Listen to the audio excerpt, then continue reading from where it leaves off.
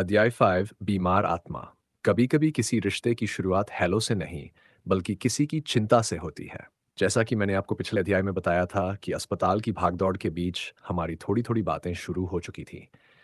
उस रात के बाद अगले दिन मैंने फिर हिम्मत करके उन्हें एक छोटा सा मैसेज किया। अब आपकी तबीयत कैसी है? मैसेज भेजने के बाद मैं स्क्रीन को ही देखता रहा। कुछ ही देर बाद उनका जवाब आया, हाँ, अब थोड़ा सही हूँ।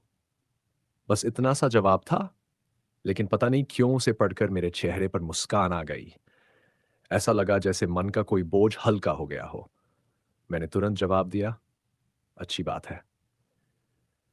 अपना ध्यान रखिए। उस दिन बात वहीं खत्म हो गई।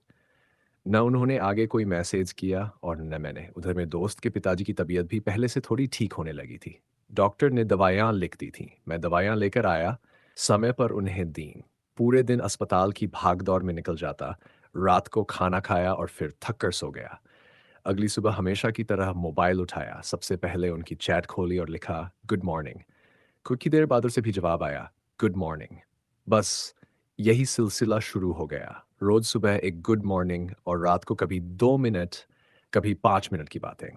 धीरे धीरे 2-4 दिन बीत गए। इधर दोस्त के पिताजी की हालत पहले से काफी बेहतर हो चुकी थी। उनके बड़े भाई भी अस्पताल पहुंच गए थे, इसलिए अब हमारी जरूरत पहले जैसी नहीं रह गई थी।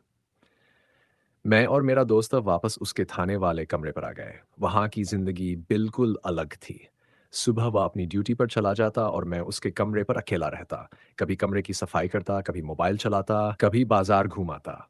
शाम को जब वो वापस आता तो दोनों मिलकर खाना बनाते। कभी आलू की सब्जी, कभी दाल, कभी चावल। और अगर खाना बनाने का मन नहीं होता तो बाहर किसी ढाबे पर जाकर खाना खा लेते। कभी कभी उसके दोस्त भी आ जाते। फिर शुरू होती हंसी मजाक की महफिल। कभी चिकन बनता, कभी मछली फ्राई और कभी मटन। उसके दोस्त इतने अच्छे थे कि कुछ ही दिनों में सब अपने जैसे लगने लगे। दिन कैसे निकल रहे थे पता ही नहीं चलता था। लेकिन इन सब के बीच एक आदत धीरे धीरे मेरी जिंदगी का हिस्सा बनती जा रही थी, उनसे बात करने की आदत। अब हमारी बातें पहले से थोड़ी लंबी होने लगी थी। पहले 2 मिनट, फिर 5 मिनट, फिर 10 मिनट, और देखते ही देखते 15-20 मिनट तक चैट होने लगी। कभी किसी बात पर हंसी, कभी किसी बात पर मजाक, और कभी बिना किसी वजह के भी बातें चलती रहती। लगभग 15-16 दिन ऐसे ही निकल गए। फिर एक दिन मैंने अपने दोस्त से कहा, भाई अब मैं घर निकलता हूँ, खेत का काम भी शुरू होने वाला है। वह मुस्कुराया और बोला, ठीक है भाई, आराम से जाना, पहुंच कर बता देना। मैं स्टेशन पहुंचा, ट्रेन पकड़ी और अपने गांव वापस आ गया। कई दिनों बाद घर लौटना भी एक अलग ही एहसास था। बरसात का मौसम था, खेतों में धान की तैयारी चल रही थी, कुछ खेतों में नर्सरी बोई जा चुकी थी और अब रोपाई का समय करीब आ रहा था। घर के काम, खेत के काम और बीच-बीच में मोबाइल। अब जब भी थोड़ा समय मिलता, मैं उन्हें मैसेज कर देता। सबसे अच्छी बात यह थी कि अब उधर से भी जवाब आने लगा था। अब सिर्फ औपचारिक बातें नहीं होती थीं। धीरे-धीरे हम एक-दूसरे के बारे में जानने लगे। एक दिन उन्होंने पूछा, "आप कहाँ से हो?" मैंने लिखा, "मैं उत्तर प्रदेश से हूँ।" उन्होंने तुरंत जवाब दिया, "यूपी तो बहुत बड़ा है। कहाँ से?" मैंने लिखा, "सीतापुर।" उन्होंने जवाब दिया, "अच्छा जी।" अब मेरी बारी थी, "और आप कहाँ से हो?" उन्होंने लिखा, "मेरी आईडी में तो लिखा है मैं उड़ीसा से हूँ।" मैंने मुस्कुराते हुए पूछा, "वहाँ हिंदी बोली जाती है क्या?" उन्होंने जवाब दिया, "नहीं, यहाँ उड़िया चलती है। हिंदी थोड़ी बहुत समझ लेते हैं और लिख भी लेते हैं।"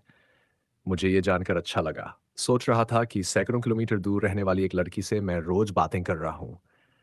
न कभी मिला, न कभी देखा, और सबसे मज़ेदार बात, आज तक उनकी आवाज़ भी नहीं सुनी थी। हमारी पूरी दुनिया सिर्फ मैसेज तक सीमित थी। फेसबुक मैसेंजर खोलो, मैसेज करो और इंतज़ार करो कि कब सामने से रिप्लाई आए। मैसेंजर में कॉल का एक छोटा सा बटन भी दिखता था। कई बार मन करता कि एक बार कॉल कर लूं, सिर्फ उनकी आवाज़ सुन लूं, लेकिन फिर डर लगता। अगर उन्हें बुरा लग गया तो? अगर उन्होंने कॉल काट दी तो? अगर उन्होंने सोचा कि मैं ज़्यादा आगे बढ़ रहा हूं तो? यही सोचकर हर बार उंगली कॉल वाले बटन तक जाती और फिर वापस आ जाती।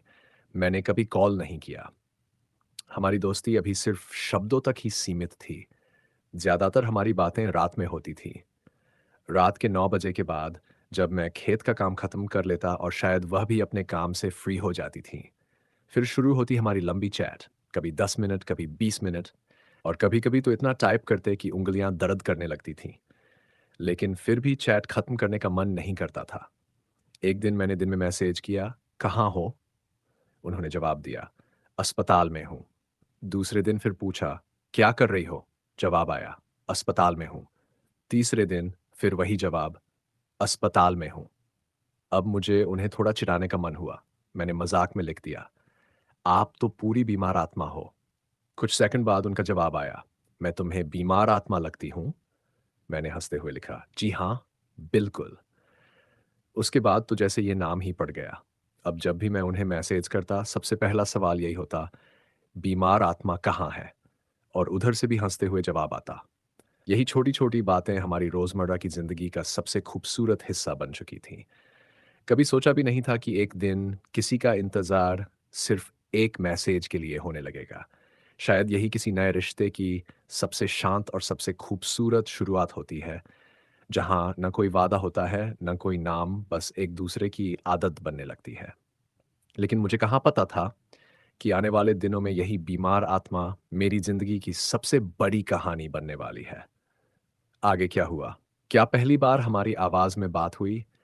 क्या हमारी दोस्ती और गहरी हुई? ये जानने के लिए अगले अध्याय का इंतज़ार कीजिए।